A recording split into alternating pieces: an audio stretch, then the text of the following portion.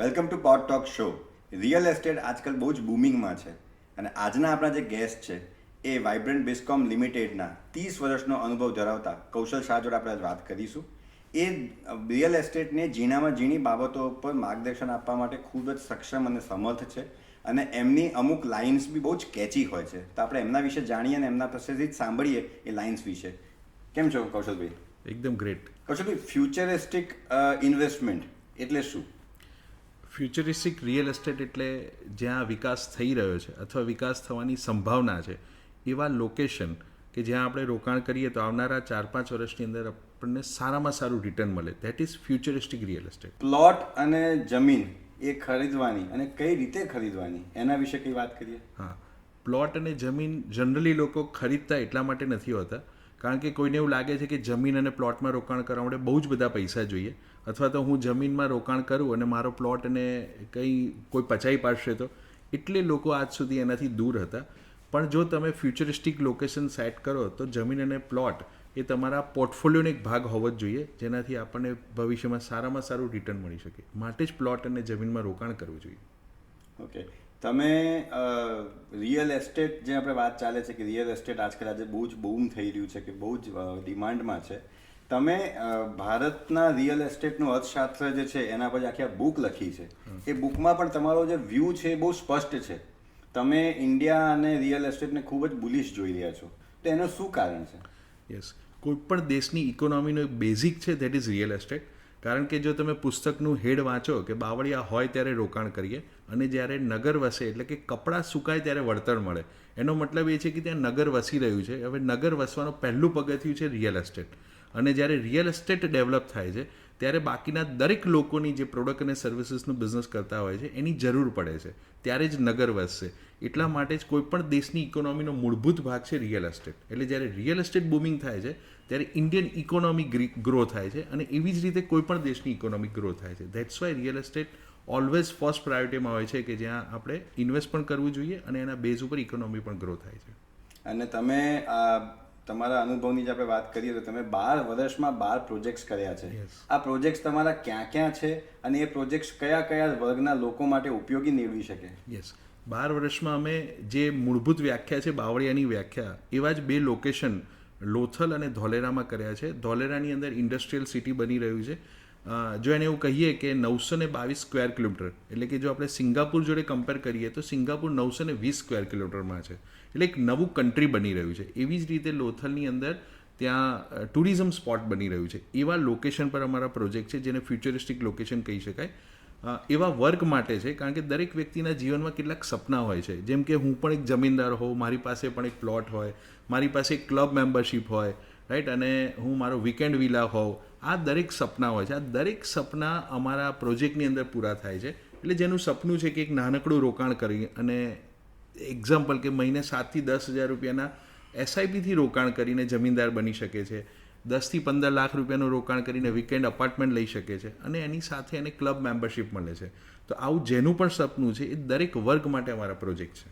Okay, એટલે તમે જે અત્યારે તમારી 2 લોકેશન્સની વાત કરી જે આપણા 12 પ્રોજેક્ટ થયેલા છે, Yes. એક તમે કીધું ધોલેરા SIR અને બીજું તમે કીધું લોથલ, કે જ્યાં આગળ એક ઇન્ટરનેશનલ આંતરરાષ્ટ્રીય પર્યટક સ્થળ થવા થઈ રહ્યું છે. યસ, તો ત્યાં આગળ જે રોકાણ કરવાની વાત છે, તો તમે જે ત્યાં આગળ જે ડેવલપમેન્ટ કર્યું છે એના વિશે થોડી વધારે માહિતી આપી શકો કે ત્યાં શું ડેવલપમેન્ટ્સ થયેલા છે? યસ. ગવર્મેન્ટની જો વાત કરીએ તો એ લોકો ઇન્ડસ્ટ્રીયલ સિટી બનાવી રહ્યા છે. લોથલમાં એ લોકો ટુરિઝમ સ્પોટ બનાવી રહ્યા છે. લગભગ 650 વીઘાની અંદર 4500 કરોડના ખર્ચે ડેવલપ થઈ રહ્યું છે. 2025માં ફર્સ્ટ ફેઝ અને 2027માં ફાઇનલ ફેઝ લોન્ચ થશે. અને એવું કહે છે કે લગભગ 25,000 લોકો રોજ ત્યાં વિઝિટર તરીકે આવશે. એને સરાઉન્ડિંગ અમારા પ્રોજેક્ટ છે. ત્યાં અમારા પ્લોટ, વિલા અને ફાર્મસ્ટેના પ્રોજેક્ટ છે. અમારા દરેક પ્રોજેક્ટ અત્યારે રેડી ટુ દસ્તાવેજ છે. દરેક પ્રોજેક્ટનું ડેવલપમેન્ટ રેડી છે. દરેક જગ્યાએ અમે ટ્રી પ્લાન્ટેશન કરીએ છીએ. ત્યાં લગભગ અમે 14 વિલા જે બનાવેલા છે અને આગળ વિલા બનાવી રહ્યા છે. તો આ રીતે અમે લોકો ડેવલપ કરી રહ્યા છે, જેનાથી કોઈ પણ આજે પણ ઇન્વેસ્ટ કરે છે તો આજે જ બધી જ એમ્યુનિટીઝ યુઝ કરી શકે છે. હવે આ તો તમારા જે પ્રોજેક્ટ છે, આ તો જે સ્પેસિફિક લોકેશન્સ તમે વાત કરી એના વિશે વાત થઈ, પણ આજે જ્યારે રોકાણની અને જમીનમાં રોકાણની વાત કરીએ તો દરેક નાના માણસને આ તો કોઈ બી રોકાણકારને એક મૂંઝવણ હોય કે ક્યાં ઇન્વેસ્ટ કરવું, કેવી રીતે ઇન્વેસ્ટ કરવું, આ બુલિશ થશે કે નહીં થાય, તો એ કઈ રીતે માણસ આઈડેન્ટિફાઈ કરી શકે? Yes, fantastic question. રિયલ એસ્ટેટને જો બે પાર્ટમાં આપણે ડિવાઈડ કરીએ ને તો એક રિયલ એસ્ટેટ હોય છે જે ડેવલપ થયેલું રિયલ એસ્ટેટ હોય છે, જેમ કે કોઈ પણ સિટી તમે જુઓ છો તે ડેવલપ રિયલ એસ્ટેટ છે, અને બીજું છે ફ્યુચરિસ્ટિક રિયલ એસ્ટેટ.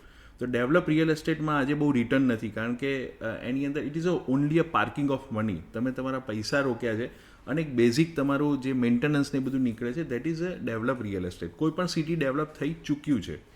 બીજું છે ફ્યુચરિસ્ટિક રિયલ એસ્ટેટ. જો ત્યાં આપણે રોકાણ કરીએ છીએ તો તમારો જે પ્રશ્ન છે એક્ઝેક્ટ એનો આપણને ત્યાં જવાબ મળી જાય છે. એટલા માટે જ ફ્યુચરિસ્ટિક રિયલ એસ્ટેટમાં આપણે રોકાણ કરવું જોઈએ. તમારી જે આ ભારતની સર્વપ્રથમ જે બુક તમે લખી છે, Yes. એ બુકમાં તમે LAAA નો એક કન્સેપ્ટ સમજાવ્યો છે. Yes. તો એ કન્સેપ્ટ શું છે અને એ કેવી રીતે માણસને લાગુ પડે? યસ, તો LAAA મતલબ લેન્ડ એઝ એન એસેટ. આને સમજવા માટે આપણે થોડાક વર્ષો પાછળ જઈએ. હું જ્યારે નાનો હતો ને જ્યારે વેકેશન પડે ને ત્યારે મને બે પ્રશ્નો બહુ મારે જાતને પૂછતો હતો હું, કે બાજુવાળા હોય એ વેકેશનમાં મનાલી જાય અને મારે જવાનું મામાના ઘરે, બાજુવાળા હોય એ મારુતિમાં જાય અને મારે જવાનું એસટીમાં. એટલે મને પ્રશ્ન થતો હતો કે આવું કેમ એમ. તો થોડું રિસર્ચ કરવાથી ખબર પડી કે એ લોકો જમીનદાર હતા, એમણે રિયલ એસ્ટેટમાં ઇન્વેસ્ટ કરેલું, એટલે એ લોકો આવી સારી લાઈફસ્ટાઈલ જીવી શકતા હતા. કદાચ એટલે જ હું રોકાણશાસ્ત્ર પુસ્તક લખ્યો અને રિયલ એસ્ટેટના બિઝનેસમાં કદાચ આ પ્રશ્નો જ મને લઈને આવ્યા. અને લેન્ડ એઝ એન એસેટ, લોકોને એવું ડર હોય છે કે મારી જમીન કોઈ પચાવી પાડશે, પણ આજે ભારતના કાયદા એટલા બધા સક્ષમ છે કે એવું કંઈ જ થતું નથી. એટલે આઈ સ્ટ્રોંગલી રેકમેન્ડ કે તમારા જીવનનો જે પણ બિઝનેસનો પોર્ટફોલિયો છે, ઇન્વેસ્ટમેન્ટનો પોર્ટફોલિયો, એની અંદર જમીનને લેન્ડ એઝ એન એસેટ તરીકે એક ભાગ, અને જો સ્પેસિફિક તમે મને પૂછો તો 20% મિનિમમ ભાગ હોવો જ જોઈએ. અને 5 વર્ષના અંતે હું ચોક્કસ એવું કહીશ કે મારા વાળા રિયલ એસ્ટેટના 20%, બાકીના 80% ઉપર ભારે પડશે, એટલે કે વધારે રિટર્ન આપશે. એટલે લેન્ડ એન્ડ એસેટને તમારા પોર્ટફોલિયોનો ભાગ બનાવવો જોઈએ. સો પેરેટો પ્રિન્સિપલની જેમ તમે 20% જે આપો છો એ તમારું 80% કવર કરે છે. યસ. સરસ સરસ. અચ્છા, એ ઉપરાંત આપણે એક વસ્તુ બીજી વાત કરીએ કે આ તો રિયલ એસ્ટેટની વાત થઈ, પણ એ સિવાય જો આપણે વાત કરીએ તો તમારી કંપની જે છે એ તમે કહો છો 100% ડેપ્થ મુક્ત છે, યા તો કોઈ દેવું નથી એની ઉપર. તો તમે આજના જે નવા બિઝનેસીસ છે એ લોકોને શું સલાહ આપશો આની માટે?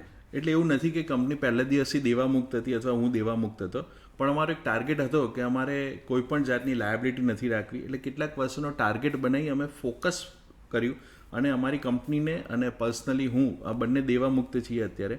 એનો પર્પઝ એક જ હતો કે જો મારી કંપની દેવામુક્ત છે અને તમે રોકાણ કરો છો તો તમે સેફ છો.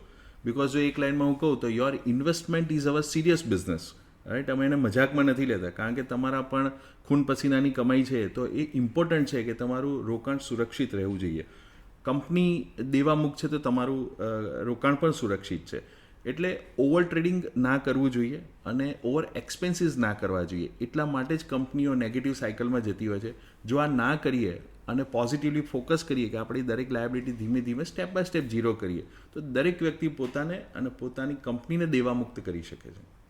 તમારી ખૂબ જ કેચી જે આપણે વાત થઈ, તમારી જે એક તમે લાઈન ફ્રેઝ જે કીધો કે બાવળિયા હોય ત્યારે રોકાણ કરવાનું અને કપડાં સુકાય ત્યારે તમે ત્યાંથી વળતર મળે.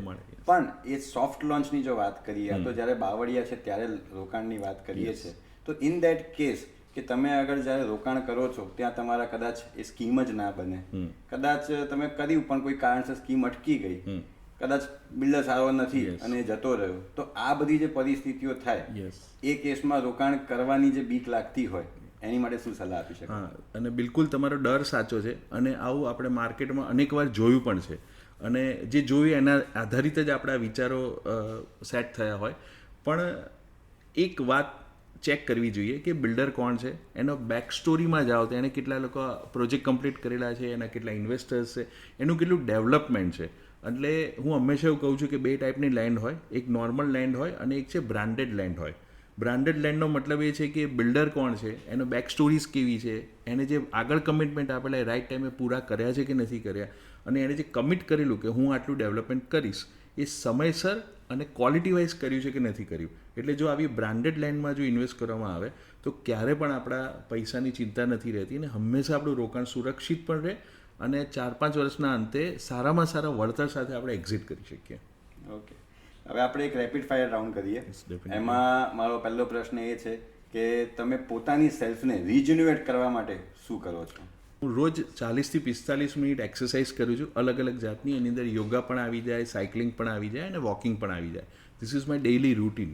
ઓકે, તમે તમારા લાઈફના એક રોલ મોડલ તરીકે અને એક મેન્ટર તરીકે કોને જુઓ છો? યસ, મારા લાઈફના ઘણા બધા મેન્ટર છે, પણ સ્પેસિફિક 4 મેન્ટરને હું અહીંયા મેન્શન કરીશ.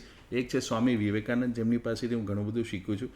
એક છે અમિતાભ બચ્ચન સાહેબ, જેમની લાઈફ સ્ટોરીથી અને એમના અનુભવથી હું ઘણું બધું શીખી રહ્યો છું આજે પણ.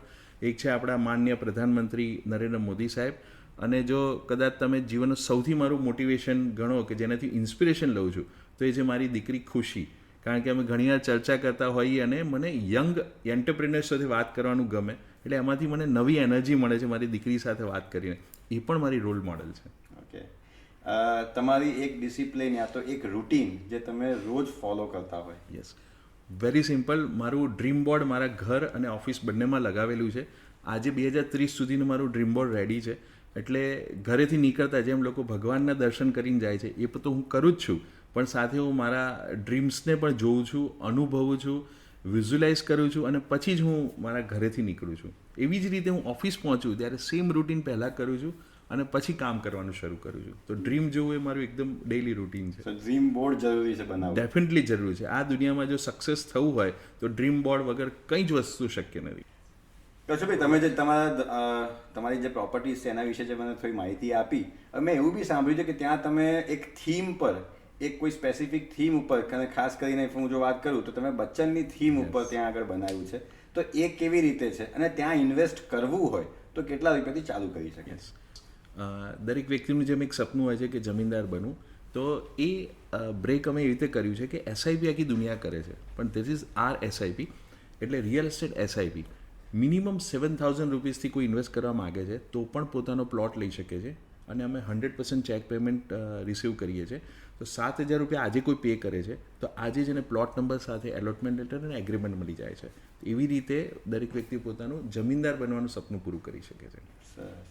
તમે જે તમારા 12 પ્રોજેક્ટ્સની વાત કરી, એમાંથી કોઈ 1-2 પ્રોમિનન્ટ પ્રોજેક્ટ્સ છે જે તમે કહો કે આ બેસ્ટ પ્રોજેક્ટ છે, લોકોએ વિઝિટ કરવા જ જોઈએ, એવા કોઈ એમને નામ જણાવી શકો? હા, ચોક્કસ. હું મારા દિલનો ખૂબ જ નજીકનો પ્રોજેક્ટ છે તમને શેર કરું. લોથલમાં એ પ્રોજેક્ટ છે, એનું નામ છે આપણો મલક. આપણો મલક નામ સાંભળવાથી જ એક પર્સનલાઇઝ ફિલિંગ આવી જાય છે. અને એ જ્યારે લોન્ચ કર્યો 2018માં અમે, એનો લોગો મેં 2016થી બનાવી રાખેલો. મને હતું કે મારે આ જ પ્રોજેક્ટ કરવો છે, અને એના વાઇબ્રેશન એટલા અદ્ભુત છે. અને હું તમને પણ એવું રેકમેન્ડ કરીશ કે એકવાર તમે ફેમિલી સાથે ત્યાં નાઇટ સ્ટે પણ કરો અને આપણો મલક ઉપર ચોક્કસ એકવાર વિઝિટ કરો.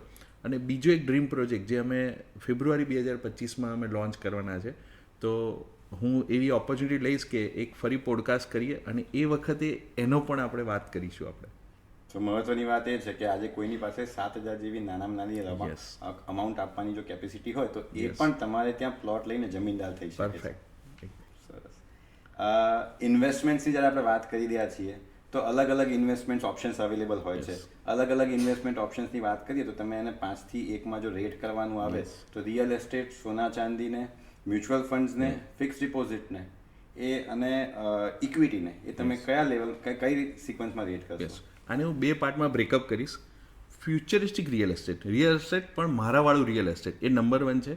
મ્યુચ્યુઅલ ફંડ અને ઇક્વિટી આ 1, 2, 3 થશે.